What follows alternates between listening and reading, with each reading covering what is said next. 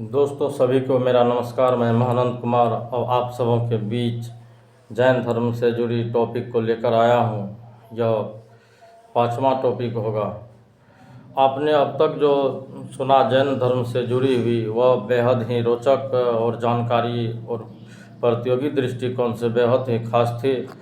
आज मैं जैन धर्म से जुड़ी त्रिरत्न जो बार बार प्रतियोगी परीक्षाओं में पूछी जाती है, त्रिरत्न में इन्होंने सम्यक दर्शन होने के बाद जैन धर्म में वास्तविक ज्ञान का आभास हो जाता है मनुष्यों में।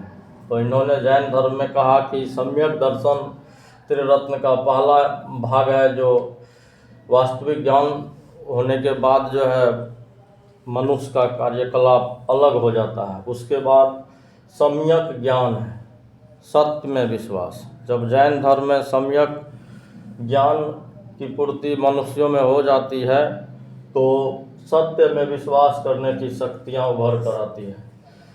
तीसरा है सम्यक आचरण। यह बहुत ही खास है।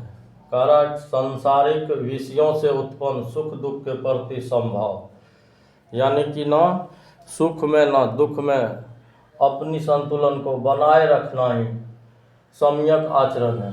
सांसारिक विषयों से उत्पन्न सुख दुख के प्रति समभाव यानी समानता।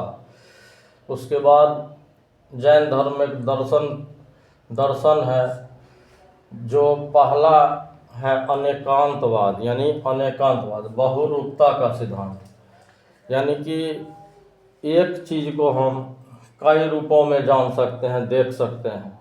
तो वही है पहला अनेकांतवाद। इसका मतलब है बहुरूपता का सिद्धांत। अब दूसरा है स्यादवाद। स्यादवाद का अर्थ है सापेक्षता का सिद्धांत। और तीसरा है नवावाद, आंशिक दृष्टिकोण के सिद्धांत, यानी कि छोटी छोटी चीज़ों के प्रति जो आंशिक दृष्टिकोण है उसके बारे में इनमें बेहद ही खूबसूरत तरीके से बताया गया है। जैन धर्म कई उस समय के राजाओं ने भी अपनाया था, जैसे बिंबिसार, अजातशत्रु, उदयन। ये सभी जो है जैन धर्म से जुड़ी हुई बहुत ही अच्छे मतलब उसके शिष्य के रूप में उनको ग्रहण किया था और जैन धर्म से जुड़े थे।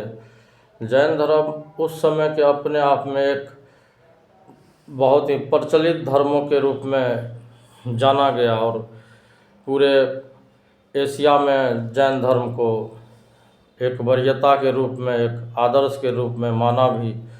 जैन धर्म में लोग जुड़ते गए और जैन धर्म के कई और प्रथाएं हैं जिसमें शामिल होने के लिए क्रियाकलाप करने पड़े। उस क्रियाकलाप को मैं अगले टॉपिक में बेहद ही अच्छे तरीके से बताऊंगा। तब तक के लिए जय हिंद, जय भारत। लाइक एवं सब्सक्राइब करना नहीं भूलें ताकि मेरा मोटिवेशन हो सके। जय हिंद।